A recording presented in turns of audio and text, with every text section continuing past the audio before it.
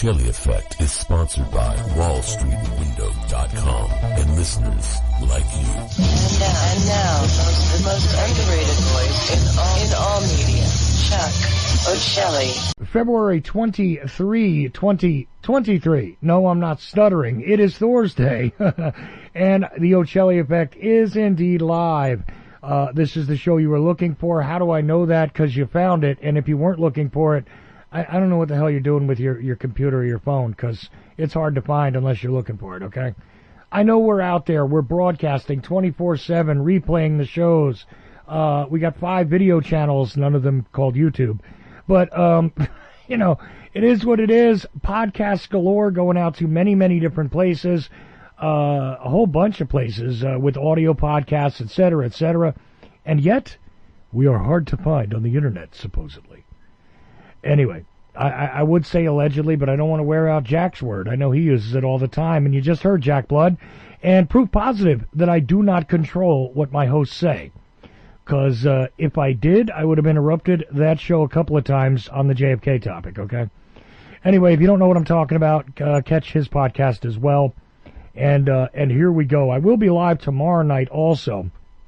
And starting in March, we're going to have a regular replay schedule, which we're going to replay some old shows that a lot of you guys missed, because there was a time when I had like 5 listeners when I started. Actually, it was about 10 or 11 listeners, I think, the first night I went live. You know, only a few people downloaded the podcast and all that good stuff. And the original podcasts, I didn't even know where to put them, so whatever. But we might replay a whole bunch of that stuff and put it back out there, because it's worth going back over. And a guy who's been with me a lot, even since the earliest of days, Larry Hancock is with me tonight. Now, if you don't know who Larry Hancock is, welcome to my show, welcome to Planet Earth, welcome to politics, and welcome to the JFK assassination. We're not going to talk about the JFK assassination tonight, I don't think. It won't be necessary. Because we have other political things and historical things to discuss. Larry Hancock is an author. Go to larry-hancock.com. Take a look at his blog. I'll give you the link to that. I'll give you the link to some of his books in the show notes for sure, and maybe some reference points for tonight's show, because we are talking current events, and we're talking about something that I am getting rather exhausted with, quite frankly. But you know, is it relevant? Could it be the coming war? Is it the Cold War? Is it a hot war? Is it something because, Putin came out and said that he was going to, maybe not abide by nuclear treaties and things. And that was the point from like a 2-hour speech that the media decided to focus on. But is there a lot more to be focused on? Is there a lot more noteworthy, meaning you should take note of it? Indeed, there is. The conflict in Ukraine. Is it being represented properly in the mainstream media? Well, talk about a, what do you call that, an oxymoron? Okay, maybe I'm an oxymoron, but the thing is the mainstream media telling you the truth or representing it properly? Of course not. It doesn't matter what country you're in or what corporation is providing it to you, or if it's being sponsored by Pfizer or not. Of course they're not. Is the alt media doing you a favor? Cheerleading for Russia, most of them. Probably not. I love the fact that a place that fired me is getting a lot of play with some other alt media. I can see what they were doing, and they fired me for, oh my goodness, being somewhat sympathetic to people affected by the war in Ukraine. But am I on board with the mainstream narrative? No. Am I on board with Joe Biden's posturing and ridiculousness with his recent visit? No, I'm not. Here's the thing. I think it's all dirty. I think war itself is a crime, no matter who is actually committing it. But I'm not allowed to say that unless it's on my own platform, my own network, my own show. And I brought Larry Hancock to drag him into this fray and get his view on it, because Vladimir Putin gave an interesting speech and all that. And of course, many, many books by Larry Hancock that I could point to right behind me on my bookshelf if I wanted to. He takes up more space than any other author, and rightfully so, on my personal bookshelf. One of those books over there is called Creating Chaos. Might have something to do with tonight's discussion.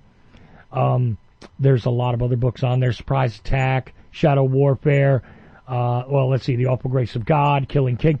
I mean, there's a whole bunch over there. Someone would have talked. Well, what else is over there? I don't know. You know what? There's a bunch of them.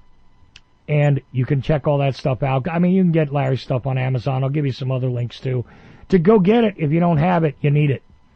Because it is all about the behavior of the national security state, the political context, the historical context. Really a sober and excellent author all the way around on a lot more than just the political assassinations. But don't discount that either. Larry Hancock, sorry for the long introduction. How you doing tonight, sir? I'm doing okay, Chuck. Still waiting for spring, but other than that, fine. Waiting for spring, and are you waiting for the other shoe to drop in this, it's a propaganda war, it's a psychological war, it's a war, it's a thing going on, and yes, indeed, Vladimir Putin is at the center, the villain in so many narratives out there in the corporate media, absolutely. Is he a villain? Well, not sure. Is he a hero? I don't think so. You know, is the president? Oh man, Zelensky, right? The guy who is, I think the title is president of Ukraine. Anyway, doesn't matter. Head of the government, the guy who used to be a comedian on TV. How dare they put a guy who used to have a reality TV show on out as their president somewhere else? I mean, oh wait a minute. We kind of did that here, I guess, huh? Okay, I'm sorry. I digress and digress again. I'm doing this to be sarcastic because my point of view is not really important tonight. I want to take a look at what it is you are seeing. And we were treated the other day to a general address by Vladimir Putin to the, what do they call that in Russia? Is there... I guess their version of Congress, so to speak, right? I mean, in translation here, there is a body, a governing body that he was addressing, right? And this is something that the president of Russia does, the Russian Federation, right? It's a normal thing, but a fairly lengthy and, extensive address covering a lot of different topics. And, of course, like I said, the mainstream media really wanted to focus on the end notes, if you will, regarding nukes and things like that. Some people want to make a point that they can't discuss the Clash of Civilizations comments. Oh, why did I categorize it that way? I didn't mean to. The stuff about, the liberalism of the West and how he doesn't want it to infect Russia. And their values and so on. And I've actually gotten multiple emails about how Vladimir Putin is actually talking about real values that are important. He's a good guy, And isn't it so sick, the condition that the West is in? And I don't disagree that we are at a point of political and social ills in the West that needs to be addressed and is not being properly addressed. But at the same time, I don't believe that Vladimir Putin is anybody's savior. Of course, I'm not Russian, and I don't blame the Russian people for this, and I don't demonize them or even look at the past. And I'm saying all this for a reason, Larry. I'm sorry to take up time, but I don't look at the past psyop that was conducted against my generation for sure to dehumanize Soviets, to dehumanize the USSR until it fell, right? Right around the time that I was reaching adulthood, it fell, but as a child, there was definitely a Cold War stigma attached to the people of that region. The people behind the Iron Curtain. Sometimes they were victims, but they were also dangerous victims. They were the enemy. They were the boogeyman. A commie might be under your bed even. And I have a feeling, you're a little older than me, Larry. I have a feeling in your generation there was a version of that as well. I don't adhere to that. I don't believe I'm influenced by it. But I'm skeptical of Vladimir Putin nonetheless. And not because of the Soviet tie, but because of many other things I see. Anyway, again, my point of view, not really important. I want to break down what was said in this speech and the general circumstance that we find ourselves in, because the propaganda mill is really heated up well and hard at work regarding what you're supposed to think, what you're supposed to see, who it is you're supposed to be rooting for, why it is we should sign off on sending money over there, why it is we should sign off on being on the side of Ukraine, why it is we should sign off on demonizing the Russians, Vladimir Putin, etc., etc., etc. And I don't know, Larry, I have this tendency to want to call BS on all of it.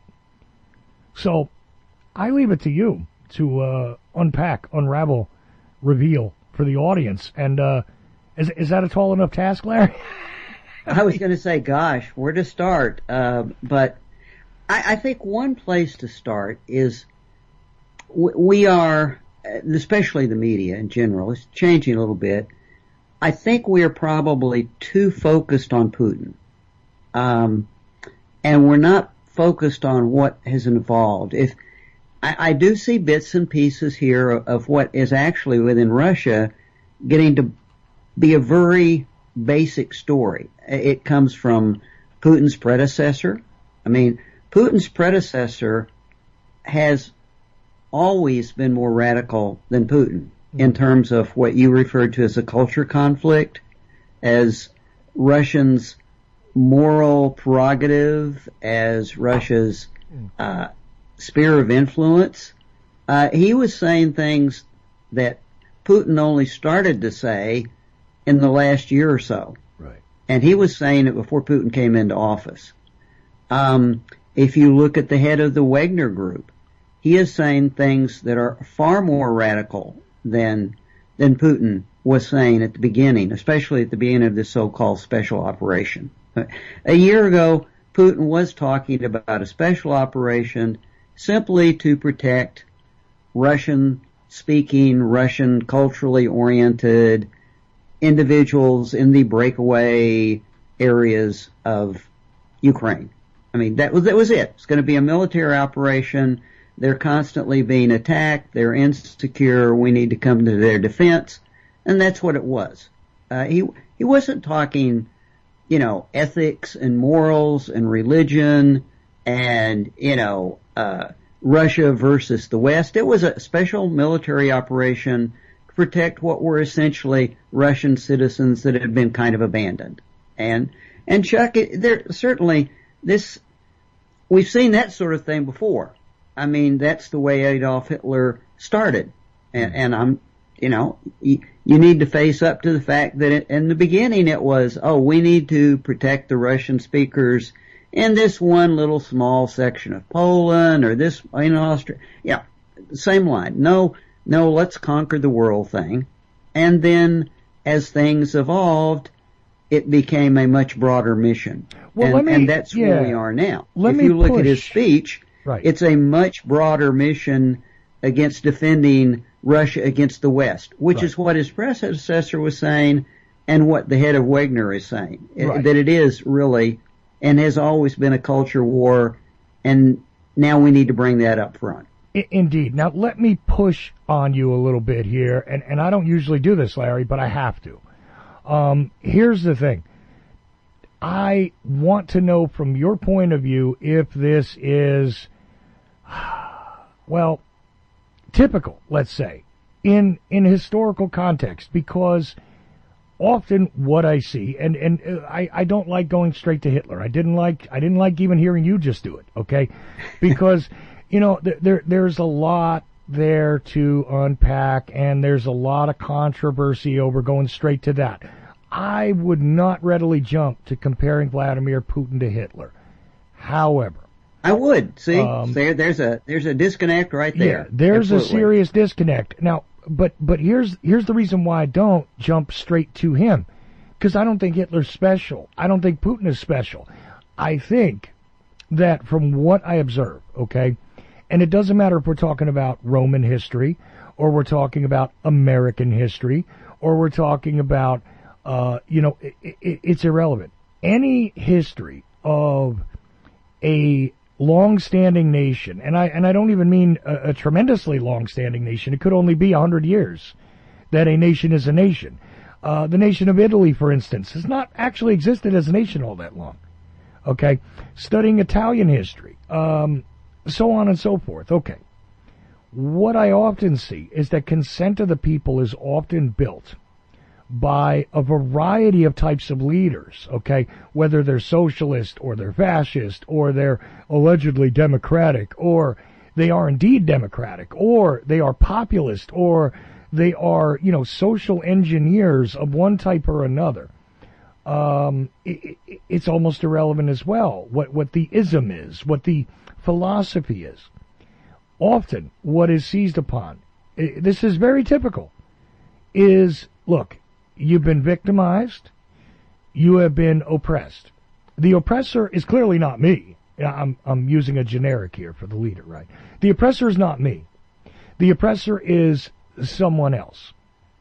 We are in conflict with that someone else. They are an existential threat to you personally, to your values, to our collective good, one way or another. Whether it is a treasure or land or identity. And identity is one of the best ways to go after it, but back to it.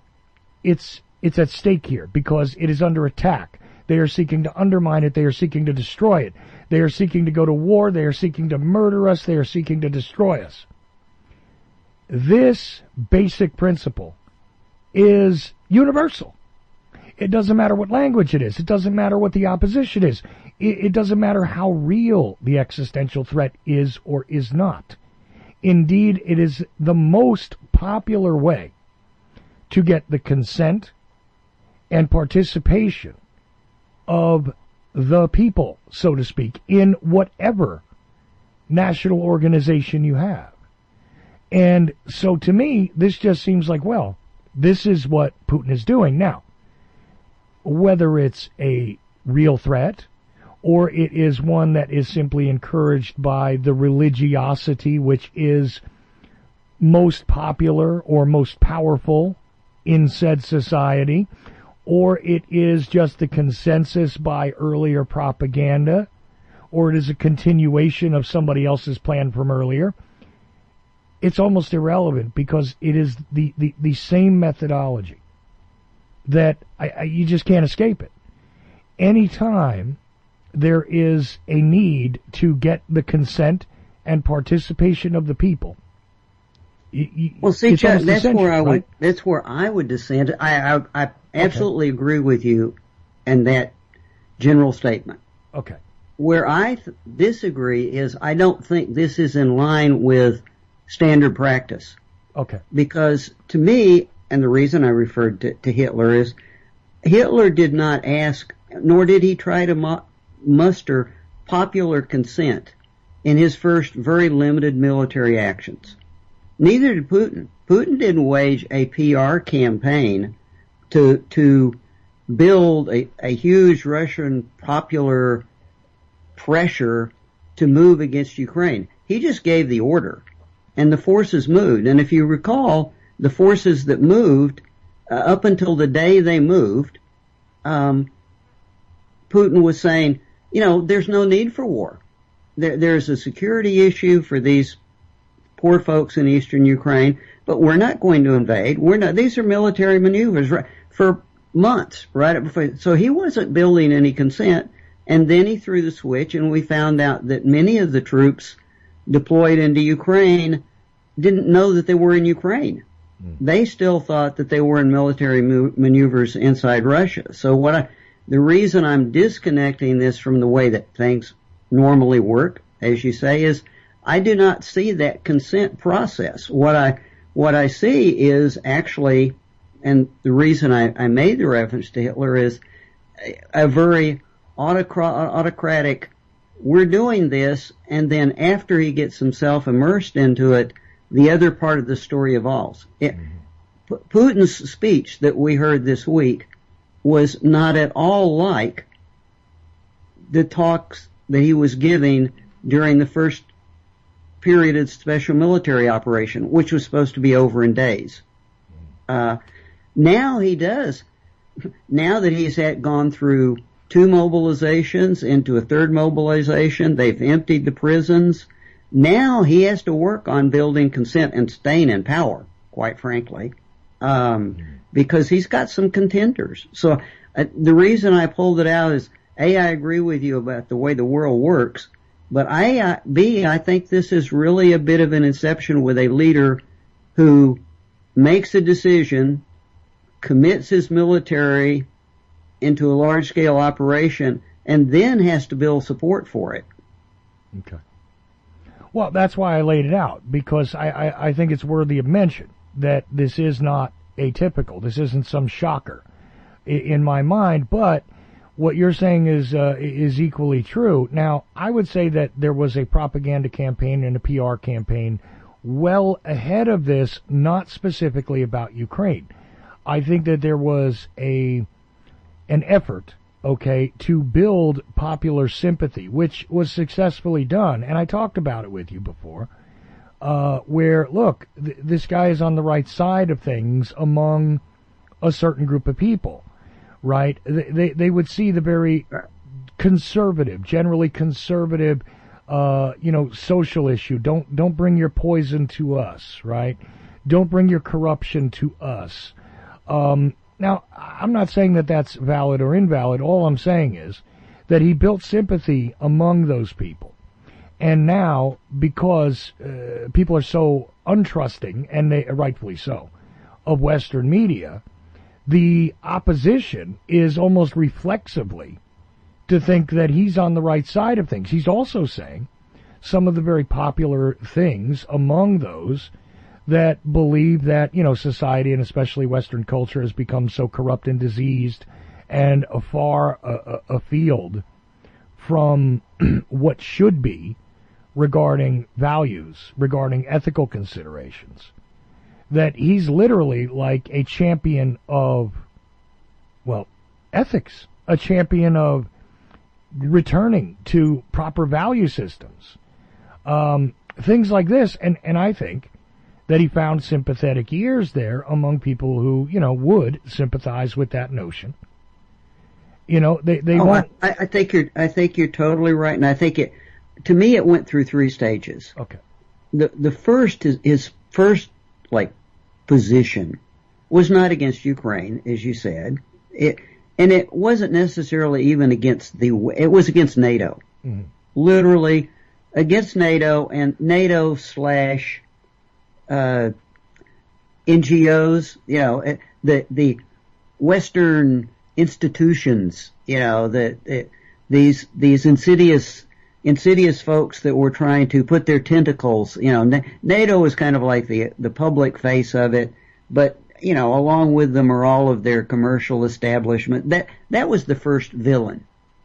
And that was going on, as we've talked about, that started going on certainly by 2014. And then it was, okay,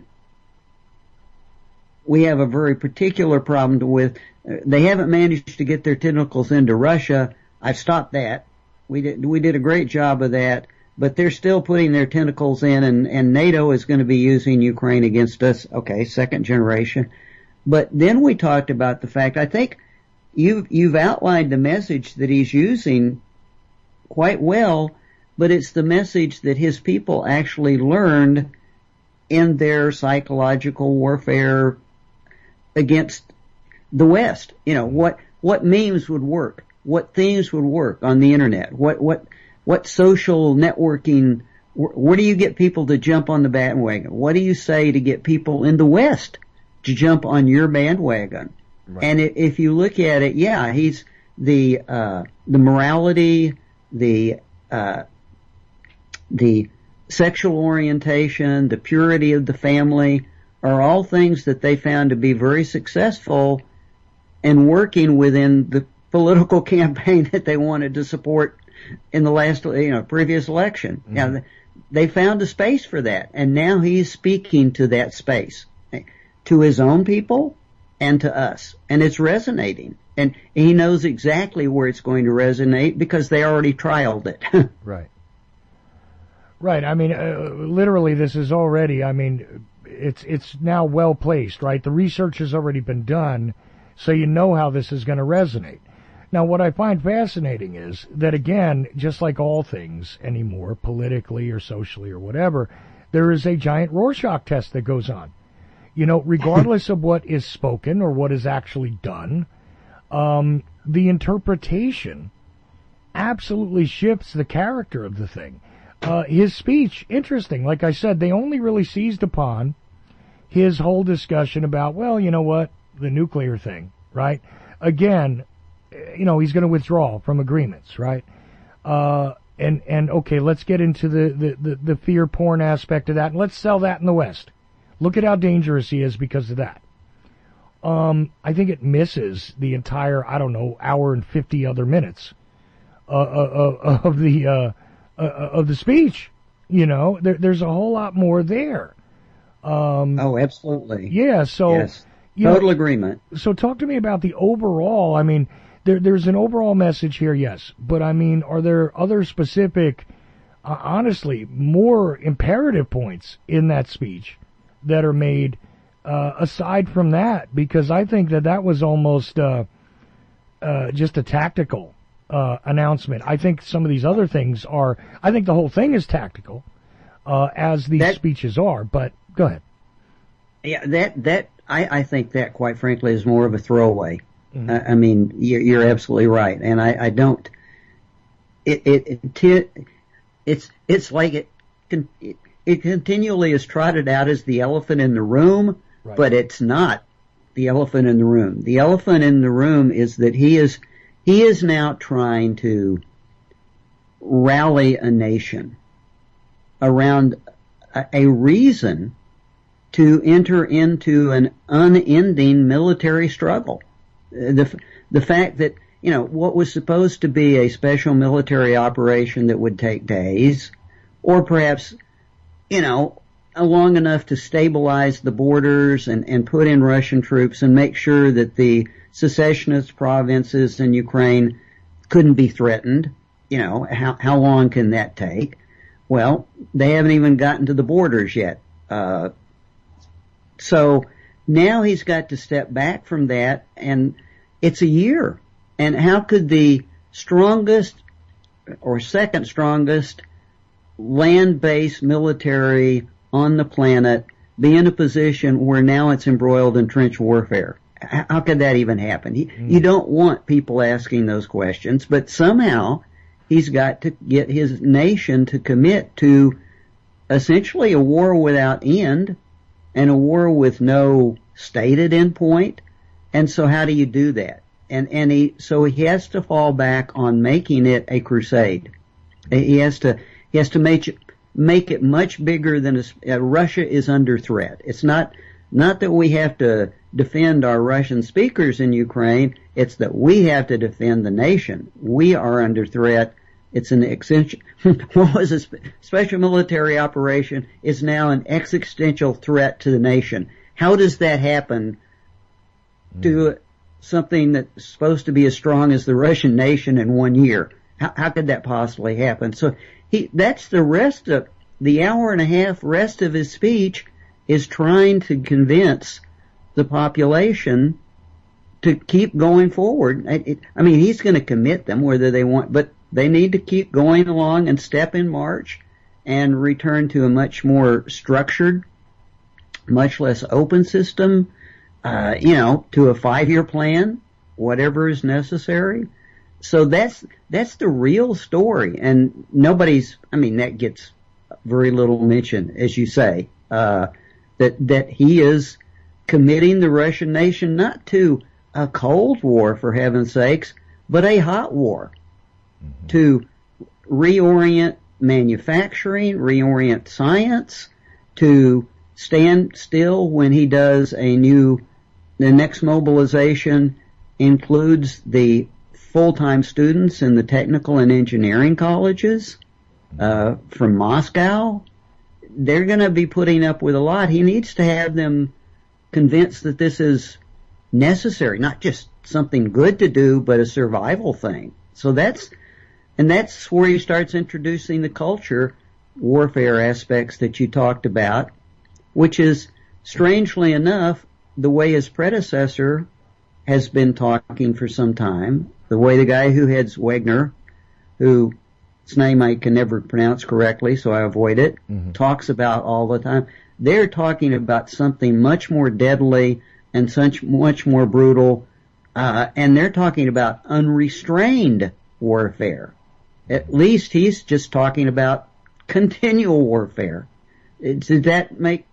So, yes, I agree with you, and actually it's to me it's a much more threatening message, which you do hear. I'm sure people are wondering why are some of the speeches that we're hearing from the West, why are they talking the way they are? And they're responding to that message, not to, nuclear warfare threat. That they're responding to the Russia is now committing itself to a full-scale conventional warfare of an undetermined period against whoever goes against them in Ukraine. Well, and here is the argument, right? That if indeed they are confronted by a fully saturated Nazi regime, on their back door, who is, connected to them geographically, connected to them culturally, and so on and so forth, and is a threat to their safety, well, then they have a right to defend themselves. Now, look, I know you just laughed, but I'm very... I laugh because you would have to establish that threat. I mean, has anybody demonstrated how in the world Ukraine a year ago was a threat to the Russian Federation militarily? Well, see, that's the question that I ask, and I'll tell you that people say, well, look, the individuals that were living in certain regions that, first of all, it's a fallacy that they weren't allowed to speak Russian, because they spoke both. I've been told this by various people who don't even know each other in Ukraine, that, Ukrainian and Russian were spoken openly everywhere. Because there is an intermingling here. There is a historical connection, not so long ago, with the Soviet Union and Ukraine being part of it.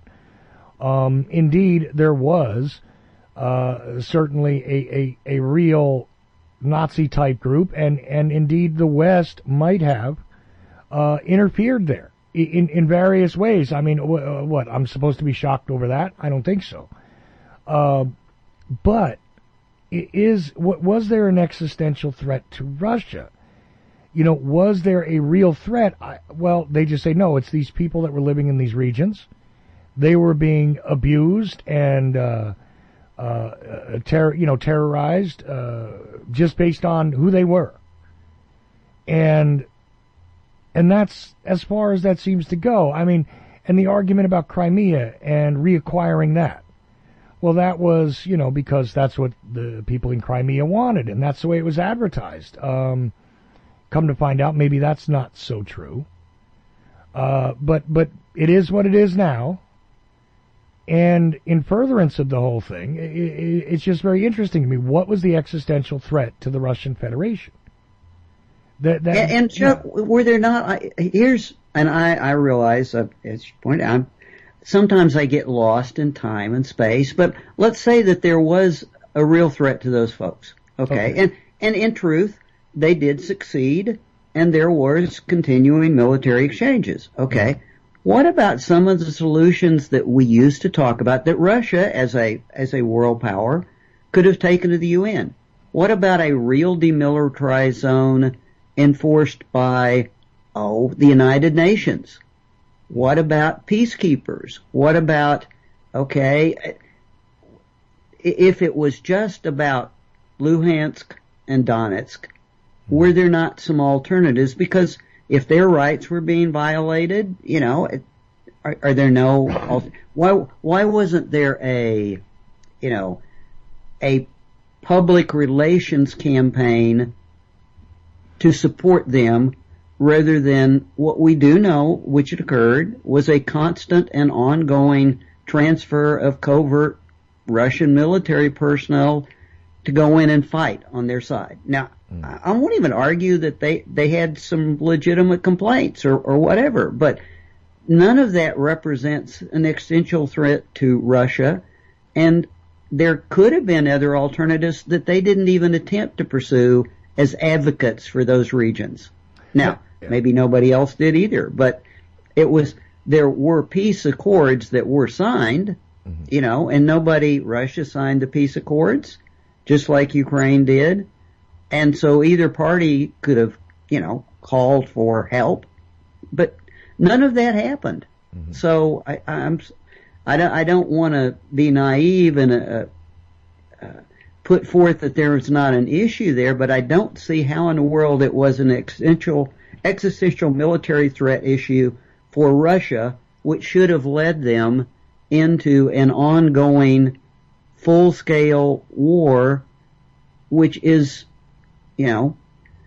destroying a lot of their population, a lot of their infrastructure, a lot of their workforce, which is hurting the country. They're hurting themselves doing it.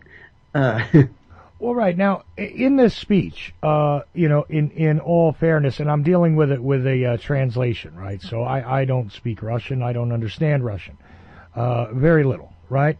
So in this speech, in the translation that I looked at and read through, he does suggest that they made peaceful attempts to resolve the situation.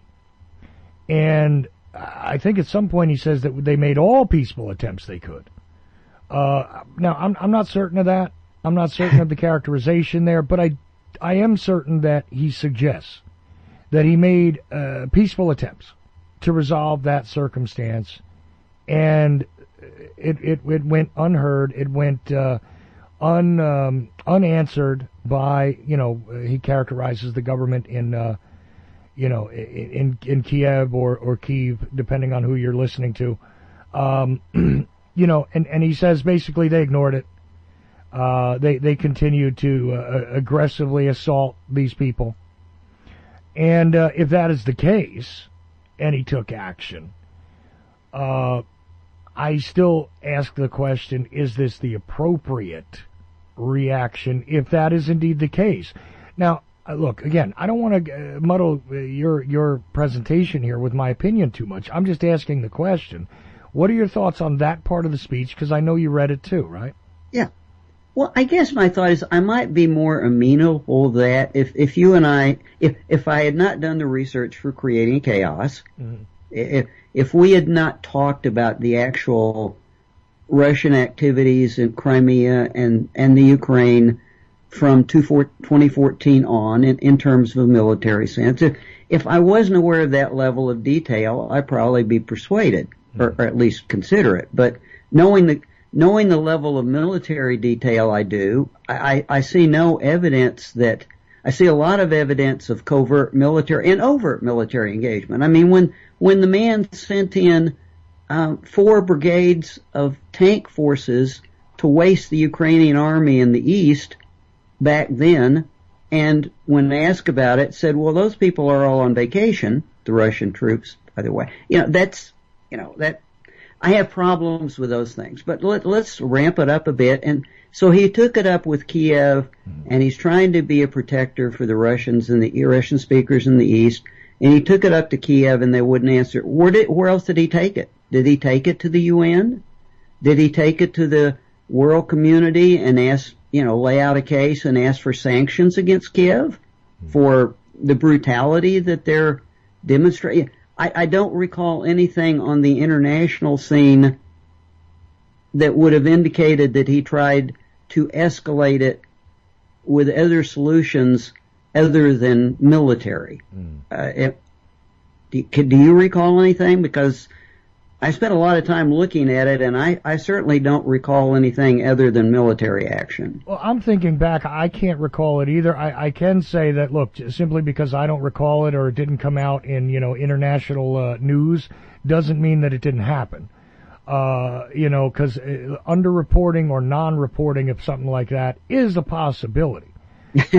I'm just saying, look, we often find that there were things that were not reported on previous to an event, and somebody justifies a war, and sometimes that somebody has an American flag on their sleeve, okay? Just saying. That happens too, all right? But I got to tell you, I find no evidence of it either. I do want to take a quick break because I've really knocked a lot of this off balance, and I want to get to more of your analyzation of not only this speech but of the entire situation. And I want to shut up and just let you lay out a few things for people because it's very important. And I think that, unfortunately, this does not bode well for some things in the near future. Of course, people are talking about the alliance between the Russian Federation and China. And, of course, China is our other existential boogeyman right now. I mean, look, I'm not even taking seriously the idea of the new, we got to fight the commies Cold War paradigm that's being pushed. I believe that's being pushed by the Western media. I believe it's being pushed by spheres of influence that go beyond media. But, of course, that is their tool that they're utilizing to impress it upon, common idiot like me. Not saying like you, Larry. See, I didn't put you in that group. I'm common idiot. That's fine. But I do believe that this is being intentionally marketed to people like myself who might be concerned, who might actually worry about this kind of thing, who might think about it.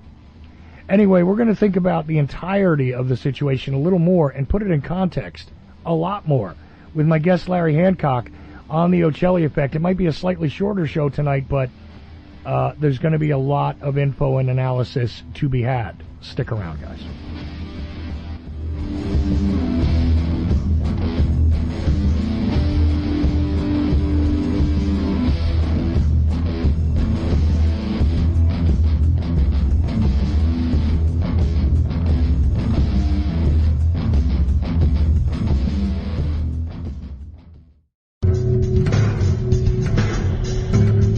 WallStreetWindow.com. Gold, silver, the stock market.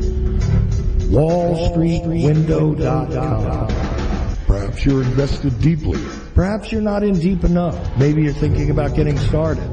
WallStreetWindow.com. Michael Swanson, the brilliant author of The War State, understood these trends professionally for many years, and now he gives you the benefit of his knowledge. WallStreetWindow.com. Go there now. Go there now. Go there now. The War State by Michael Swanson explains the great national transformation that took place and put the Kennedy presidency in the context of the times and reveals never-before published information about the Cuban Missile Crisis. President Kennedy would not have been assassinated if he had been president 200 years ago. His assassination took place in the context of the Cold War and the rise of the national security state. Before World War II, the United States was a continental republic. In the decade that followed, it became an imperial superpower. Generals such as Curtis LeMay not only wanted to invade Cuba, but knew that there were short-range missiles on the island armed with nuclear warheads that they could not destroy because they were on mobile launchers. Their invasion could have led to a third world war, and they wanted to go to war anyway. The War State by Michael Swanson reveals why and will show you what President Kennedy was up against. For more information, thewarstate.com. Go ahead, caller. Yeah, I'm interested in the truth about the JFK assassination. Right. Well, what do you want to know? Judy Baker's wild claim, Oswald girlfriend, she knew Ruby and Barry, cancer weapons. Really? I imagine I could claim I have 4 wheels. It doesn't make me a wagon, but okay. Oswald was on the kill team and trying to prevent the murder of John Kennedy. Come on now. Has a real expert on the JFK assassination looked into her claims? Go to Amazon.com. Enter Judith Baker in her own words. You'll get results for a digital copy of a book where Walt Brown utilizes her own words and the known evidence in the case to get at, well, a different perspective, let's say. You can get Judith Barry Baker in her own words from the author himself, signed if you request it by contacting Dr. Brown at KIASJFK@AOL.com. It's a fun book, and it actually dissects the many, many fantastic claims. Judith Barry Baker in her own words. Thank you for all the great information. Do you like history? Real history that you were never taught in schools? Why? The Vietnam War, Nuclear Bombs and Nation Building in Southeast Asia, by author Mike Swanson, with new documentation never seen before that'll open your eyes to events that led up to this. Why? The Vietnam War, Nuclear Bombs and Nation Building in Southeast Asia, 1945 through 1961. Get your copy today at Amazon.com. Why? The Vietnam War, by author Mike Swanson. The views expressed by callers, co-hosts, or anyone else who happens to get on the air at Ochelli.com do not necessarily reflect the views of Ochelli.com or Chuck Ochelli, and we are not responsible for any stupidity which might ensue. Thank you. When a fan of the Ochelli Effect calls in to the Ochelli Effect. I just wanted to call in and tell you and Michael Swanson and JP Sicilian, all of the guests that you have, how much I love your show. Always interesting. It's always informative. I just wanted to tell you in person on the phone, I mean, I love you. I love your show. I love everything you do. I will always be there to support you. You know that. We appreciate you so much. You have no idea. Thanks, and most of our fans just send email and death threats. Ochelli.com. Revelation through conversation. I want them to appreciate the incredible job we're doing. We are doing a job the likes of which has never been done before. You're going to have mental depression for people. You're going to have Ochelli.com.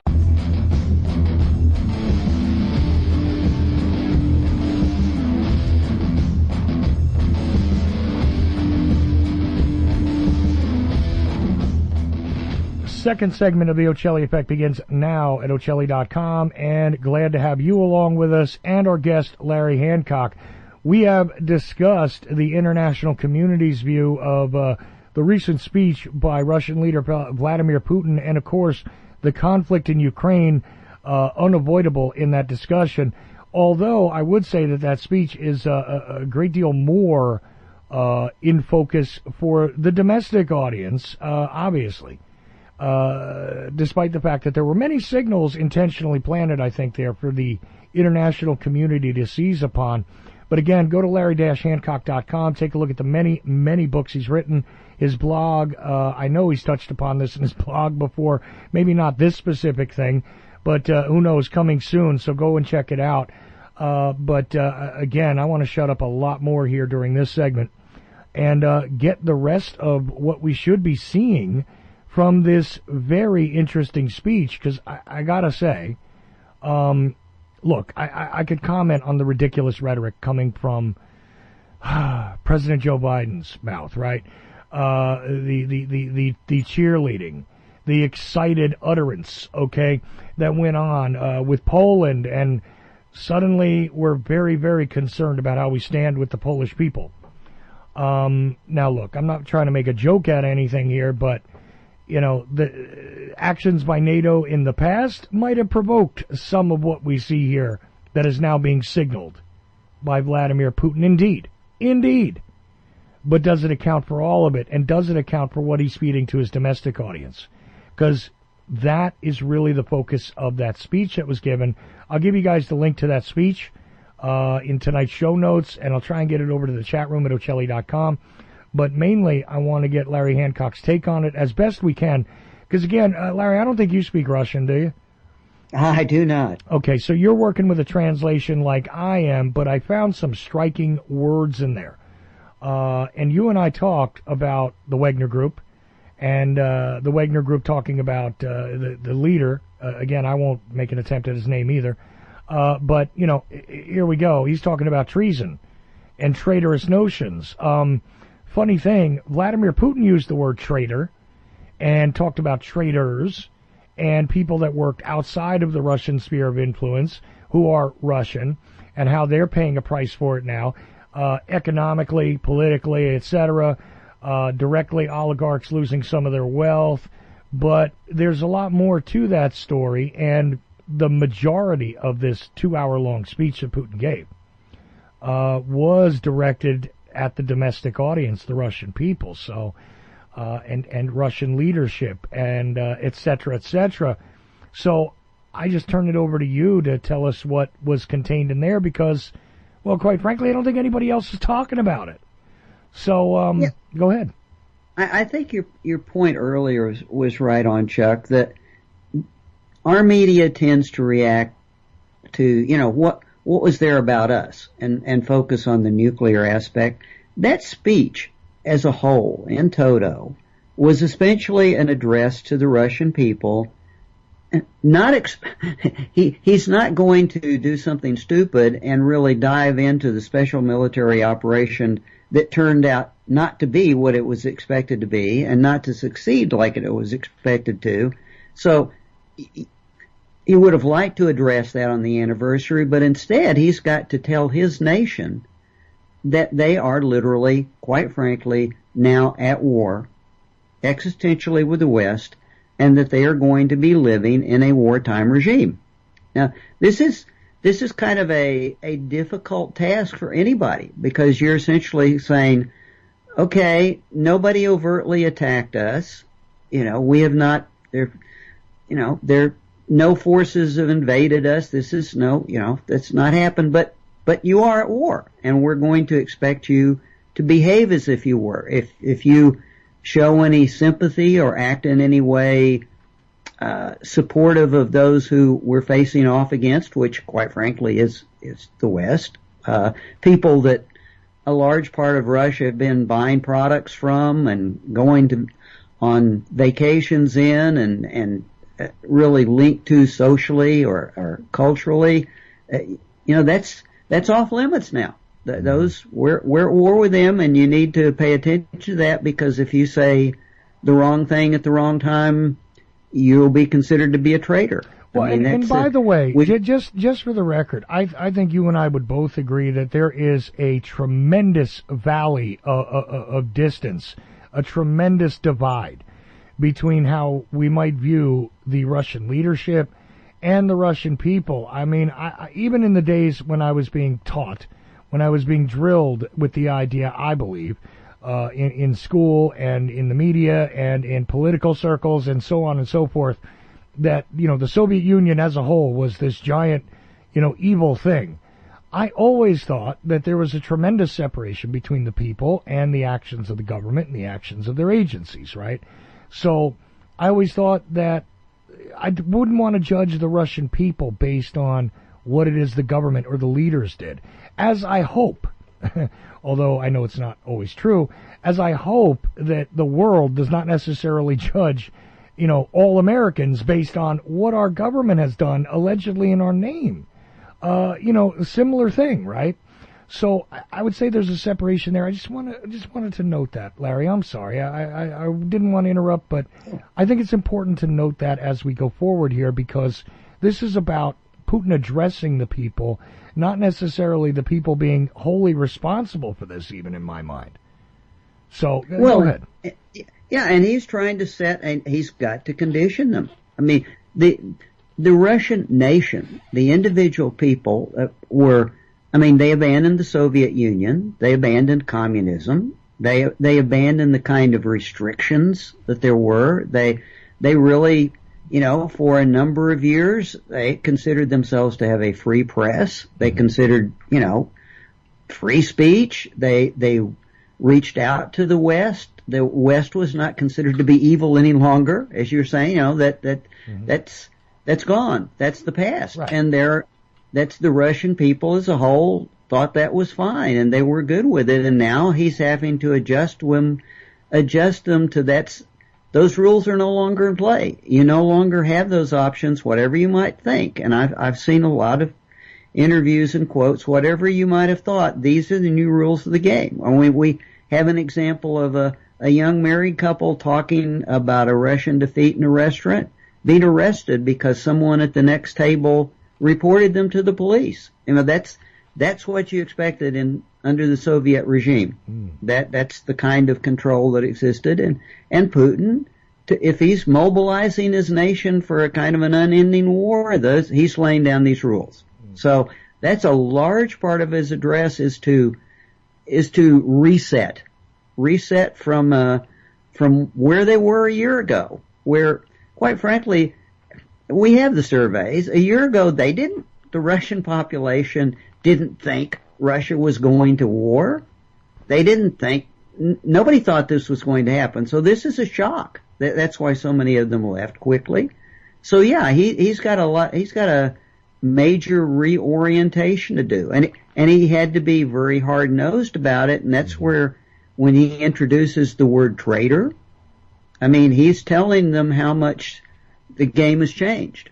But while he is doing that, at the same time, for the larger domestic picture, you know, he's facing the fact that he has allowed a very dangerous situation to grow within the Russian military, where he has a large private military force totally under the direct command of one person.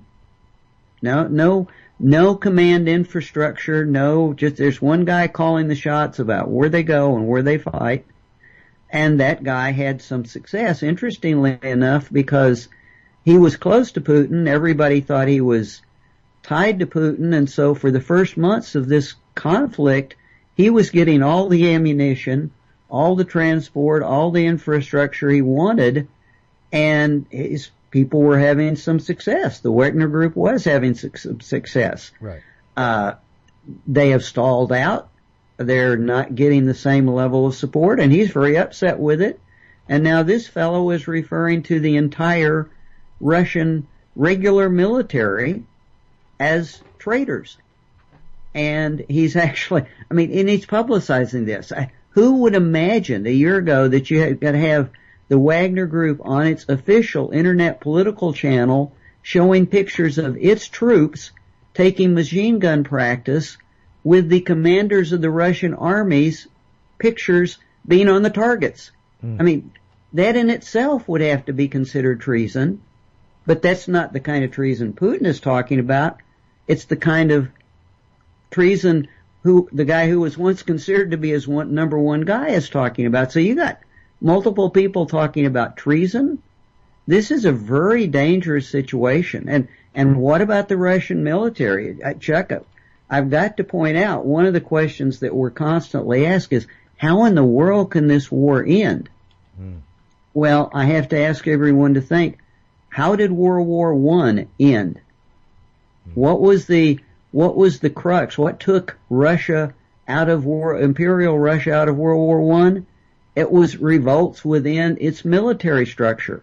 The Navy, then the Army. You know, at some point in time, if you ask your military to, constantly lose tremendous amounts of forces with no obvious need, there may be a problem. So there are a lot of domestic issues at play in Russia right now, which I think were on Putin's mind in configuring that speech, which he has to address that he can't address publicly. He can't say that. So it's a real challenge. I'm thinking to myself, how would you like to tell everybody that you just started something that was supposed to be over in 2 weeks, and now you're going to have to go back and tell them they're in an unending full-scale military campaign? How do you even do that? That's what his speech was about. Well, I think that's why it is by necessity. You have to introduce the, look, I'm not trying to make a joke here, but let me use humor to introduce the idea anyway. The Blues Brothers were on a mission from God, right? Okay, well, when you do that, when you introduce that into the story, it changes the levels of justification that you can use. And now this is a very serious note, right? If it's a holy war, if it is a righteous struggle that one is involved in, notice the words I'm avoiding using here. If you do that, if that is part of the paradigm, if that is part of the operating principle by which you ask people to sacrifice, you ask people to step into the breach, you ask people to give up their sons and daughters, if it is on that level, you can sustain it for a while, historically. Am I right or wrong? No, that in fact, that's pretty much your only choice. Mm-hmm. Right, and you've got to reach among beyond the pragmatic, the things that people see, staring them in the face, and you've got to take it to high higher level to get them to agree to go on because of things that you can't reach out and touch. Well, it has to be a moral imperative, a religious imperative. We're doing this. You have to accept it. It's a crusade. The casualties don't count. It's a higher ethic. Well, because it's very easy to sustain a long-term military campaign if the casualties are low. Ladies and gentlemen, I give you Afghanistan. You can keep it going for 20 years because there's not a lot of body bags coming back. If a lot of body bags start coming back, the people will revolt against it without this element in place. From what I can tell, I mean, again, maybe my study of history is off a bit, but it does seem to me as though you can sustain it a lot longer and offer up a lot more of your youth, your soldiers. You can offer a lot more if you have this as part of the equation, right? Especially, and the one thing you have to add to that, especially when you're not fighting on your own territory and not obviously involved in self-defense. I mean, that amped up the problem considerably when everybody's looking around and saying, there's nobody here that we're fighting against. We're fighting against somebody over there on their territory. That's another element of the equation. That makes it a little trickier to sustain. Well, self-defense is a different paradigm from, a war which is elsewhere. I mean, it just is. I mean, self-defense in and of itself is a justification for a lot of things. Right? And I mean, rightfully so. And rightfully so. And that's, we know that is human nature. Territoriality, that's the way we're built. Right. So he's facing that problem too. I'm sure he would love to deal with an actual obvious overt threat. Here's a pincer movement 100 miles inside Russia. Okay, now we're cooking, but he doesn't have that. Right. Well, that would actually, and that's why. I mean, I know some people theorized at the beginning that there might be something that is, that happens there that could be represented as an attack, which is why I thought some months ago, if you remember, there was this possibility that encroachment on Russian territory was going to start to happen, right? Because suddenly there was a bombing. I mean, it's a little vague to me now, but if you remember, there was I think missiles, were launched into Russian territory, and they said, right across the border. I mean, like 10 miles, something like, but onto Russian soil. But it was no forces were committed. No, it was like a missile strike, something like that. Right. That's what I was going to say, and that's the point. Is if there were forces committed, then we have a change here. We have a change in the way that this can be represented. We have a change in the paradigm overall. It now does become a matter of self-defense because then they were literally attacked in their territory. That is a whole other realm of justification. But since that is not there, you have to present it, again, as a righteous conflict, right? So, it's either for culture or for God or, again, I'm not trying to make light of it. I'm just saying that this is just part of the reality. I think this is not thought of consequentially by people that are analyzing this sometimes. And that's right there, boldly evident in this speech, in my mind, unless I'm reading it, incorrectly. What do you think?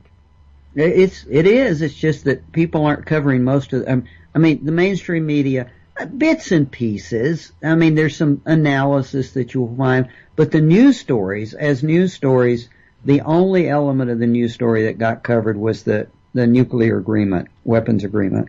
Right. So continuing on with what is seen domestically, right? What is being represented domestically? Again, the major majority. Wow, the majority. Sorry, Larry. I'm trying to do this as soberly as possible, and now I'm tripping over myself. I could follow along with that, though. I could. Go ahead. Do it.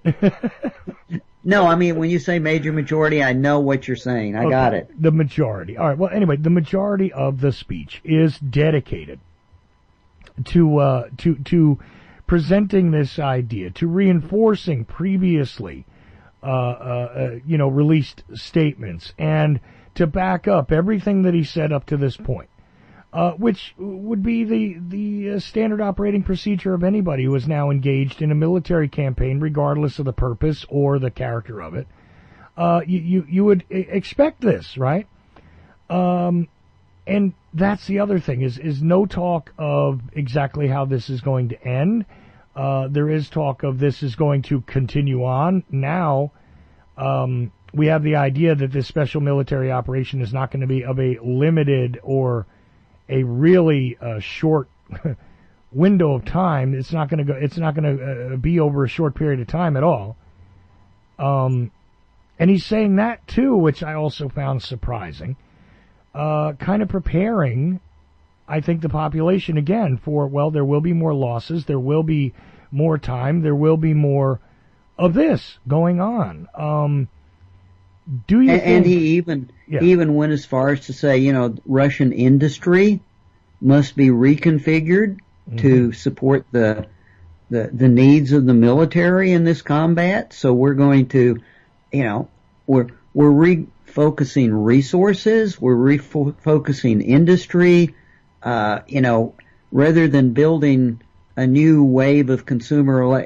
Literally the Russian economy and the Russian infrastructure, if you will, is going to be reoriented to fighting this war that does not have, I haven't told you what it's supposed to look like when we win, So he touched on several elements of the Russian nation and how people are looking around, and that's going to be different too. Right. It's going to be changed on who's assigned to what role, who's assigned to what companies are assigned to do what. Obviously, companies are going to be switching from things that they're doing. There will be prioritization of resources, whether it's electronic components or, So he's really, he really announced without saying it that the nation was going to be converting to a wartime footing.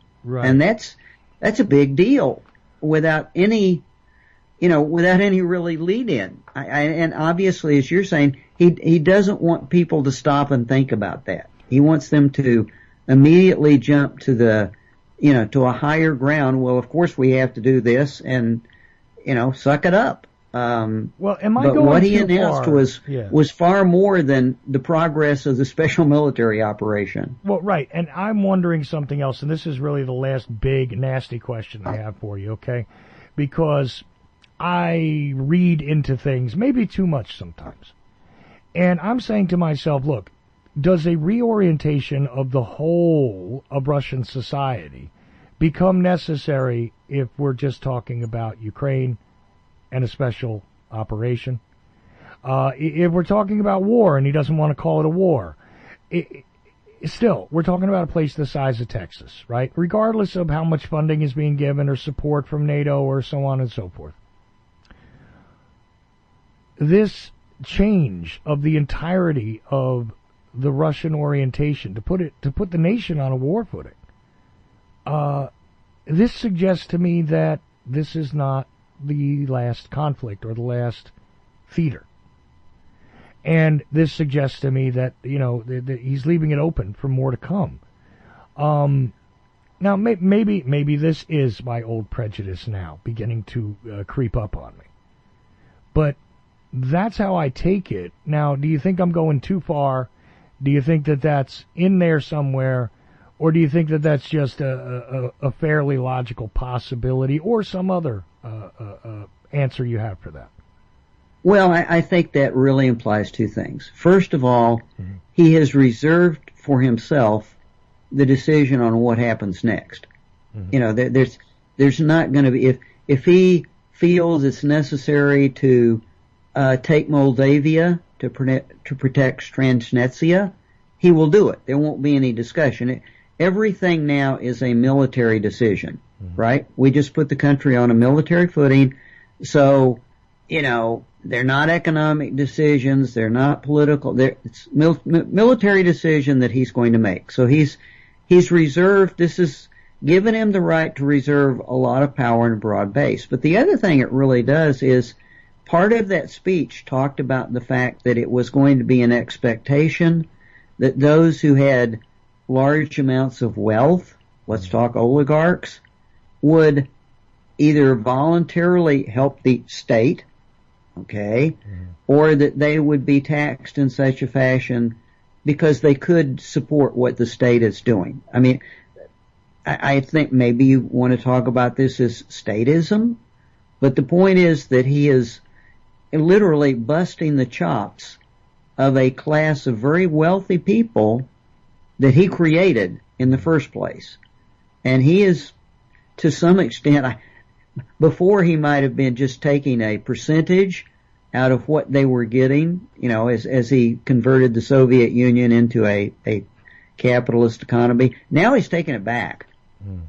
So that we all thought at the beginning is, well, gee, there is a real power structure in Russia aside from Putin, and it's the oligarchs who've concentrated a lot of wealth and power and run these industry. And actually right now a lot of them are either deceased or in the process, it looks like, of having their fortunes taken back and their prerogatives of ownership and global travel and holding residences overseas, that he's given them a signal that's ending. So that's another major part of what's going on that's received very little notice. Well, right, and that is not, again, just by the actions of the West, which indeed have, issued sanctions and so on and so forth, and they have captured some of the wealth of the oligarchs. We've seen that, in various reports, right? But this is from within now. Maybe no place safe for these guys to be, who were, again, created by Putin in the first place. Granted their position, so to speak. I mean, is it a direct notice, or is it just, look, it's possible. If you don't start to cooperate, this is where we're going. I didn't get that clearly from the speech. I wasn't sure. What do you think of that? The way I read the speech, it was a notice of it's either voluntary or, you will support this conflict one way or the other. If we have to tax you, we'll have to tax you. That's it. And I guess the third element that I'd just like to note, which is a mystery to me, we talked about earlier, and is whether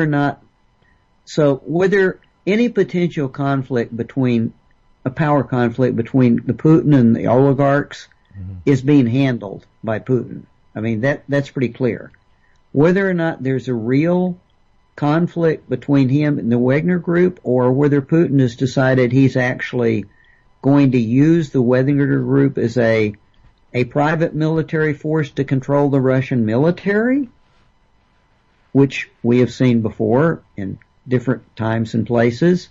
Maybe what we're seeing is which looks like a challenge to Putin really isn't a challenge to Putin. It's Putin protecting himself from the Russian military via his own military group.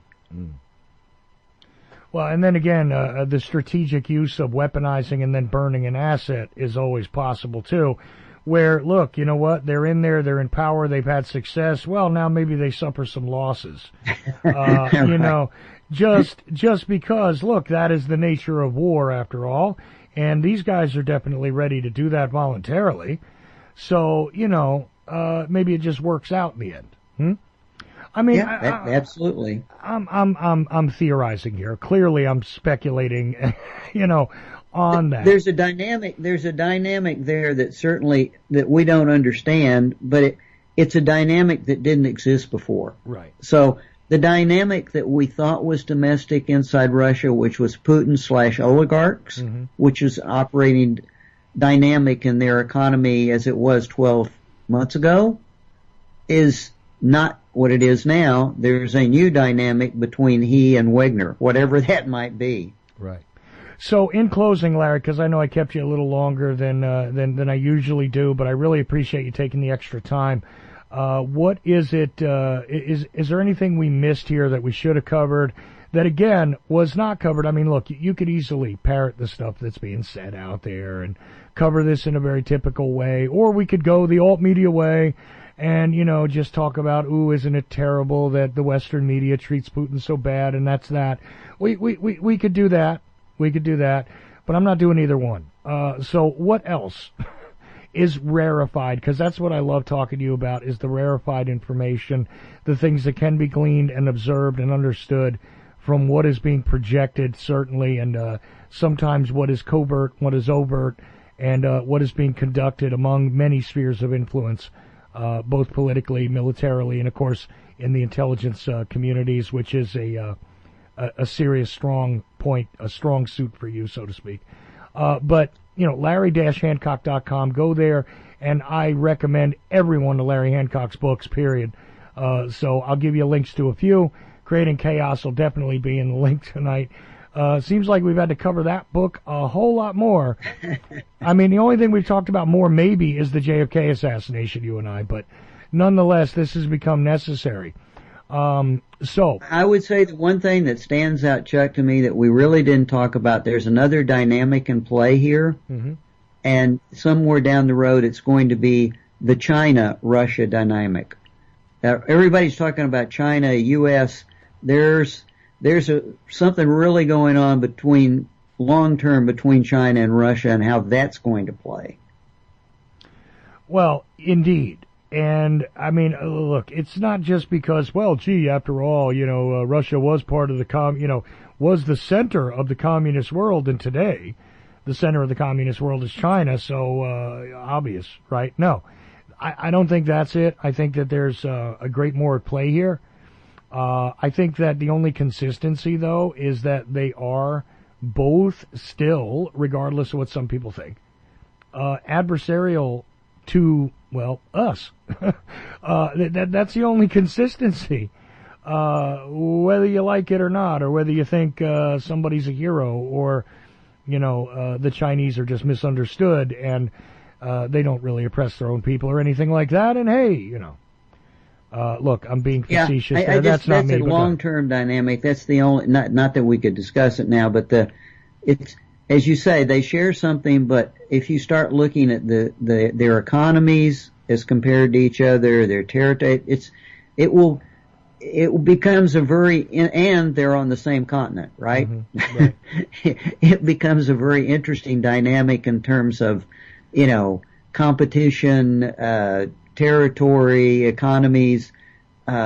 Before it was clear, who was the dominant power and who wasn't, and that's going to have to settle out in the future. But you ask the one thing that, down the road to be thought about or discussed, that's all the discussion in the media is the U.S. and China. Right. There's no in-depth discussion of Russia-China long-term. Right. And I think that's going to become, well, necessary and obvious, and quite frankly, I think you're going to get propagandized. In our media regarding this. I mean, is China the existential threat? Sure, they'll talk about the hacking. They'll talk about, industry and what happened there just a bit. Not really go in depth and talk about how we effectively, did this to ourselves when it comes to China for the most part, in my opinion. Again, that's my opinion, not necessarily that of Larry Hancock's, but, I want to qualify it because Larry might have a different view on this. But largely, I do feel like the precarious position that the United States has placed itself in is just that, a position we placed ourselves in. Regarding China, I think there's a big difference between that and what happened with Russia, although we could be partially responsible for what has gone on here, some of the posturing, some of the positioning, due to the fact that we are a key player with NATO. So, it is what it is. And I almost cringed when you said, why not bring in UN peacekeepers? Because, some people in some parts of the world view them as what? Just an arm, an extension of American influence, right? So there's no impartiality there, according to some people's worldviews, and I'm not going to argue with them. Now, is it controlled by America or somebody else? Well, maybe we could argue about that. But is it just an extension of somebody else's sphere of influence and not necessarily the objective organization I will hear those arguments. You know what I mean? But anyway, all of this is to be seen in the future. And unfortunately, no matter what we do, I think it's going to be revealed. I hope it is not at a high velocity. Okay, I hope that it is not something that is even more destructive than what we've seen already. And again, I don't support any warfare of any type. I really see it as justified murder, and I don't care what flag what banner is flying above the aggressor. The aggressor is still the aggressor. To me. But again, not necessarily the view of Larry Hancock in any way, shape, or form. But I do want you to check out Larry Hancock's views, his books, his blog, all that, larry-hancock.com. So any parting words or anything you want to make people aware of before I close this one out, Larry? No, that was pretty much the only thing that occurred to me. And as you say, it will be revealed. There's no doubt about it. Right. Just as time passes. But that's it for me, Chuck. Great. I'd love to discuss some other stuff with you in the very near future. A bunch of other stuff. But quite frankly, world events keep conspiring to make us discuss things like this. And I think it's very important to get your very sober and very measured view of all of this stuff. Larry Hancock, once again, larry-hancock.com. In Denial, great book. Creating Chaos, great book. Everything authored by Larry Hancock, I recommend. So check it all out on Amazon.com. I'll give you links and a couple other places where you can buy. There's an OR Books link, I think. A few other places. Get Larry Hancock's work because it's always worth it. Thanks again for doing this with me, Larry. Good to be here, Chuck. And until tomorrow night, guys, remember, I am merely Ochelli, and all of you are indeed the effect. Good night.